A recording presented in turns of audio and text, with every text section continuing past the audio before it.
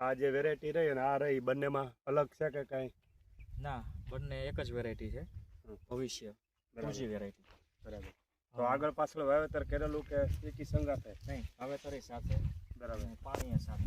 તો પરેશભાઈ આની હાઈટ ઊંચી લાગે છે, આ બટકા છે, તો એની પાછળનું રિઝલ્ટ શું છે? આમાં ગયા વર્ષે આપણે એક એક્સપેરિમેન્ટ કર્યો હતો.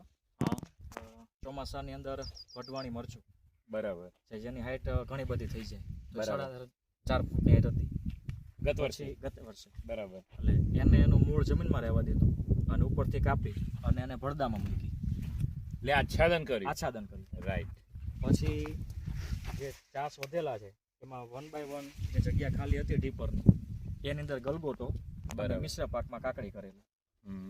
જ્યારે ગલગોટાની આવક પૂરી થઈ ગઈ હાર્વેસ્ટિંગ, અને પછી બધું જ ધરતી માતાને અર્પણ કરી દીધું, રોટાવેટર ચલાવી દીધું.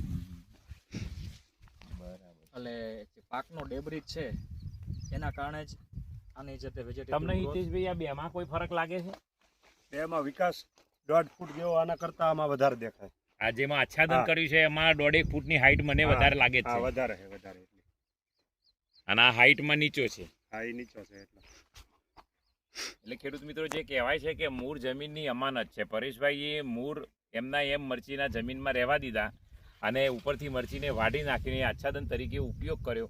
એટલે આચ્છાદનથી આમાં પોષણ તત્વો મળ્યા છે, એટલે પાકનો વૃદ્ધિ વિકાસ આ બાજુમાં જે છે એ પાક કપાસ કરતો એનો વૃદ્ધિ વિકાસ બહુ સારો છે. એટલે આચ્છાદનનો આટલો તમને ફાયદો દેખાય એ તમને સીધો દેખાતો છે કે આની હાઈટ નીચી છે અને અહીં જે કપાસ છે એની હાઈટ ઊંચી છે, અહીં તમે જોઈ શકો છો. તો આચ્છાદન એ એક પ્રાકૃતિક ખેતીની અંદર ખૂબ જ અગત્યનો ભાગ ભજવે છે. ખેડૂત મિત્રોએ પોતાની સ્થાનિક પરિસ્થિતિને ધ્યાને લઈને આચ્છાદન ઉપર આવે તો પ્રાકૃતિકના બહુ જ સારા પરિણામો મળશે.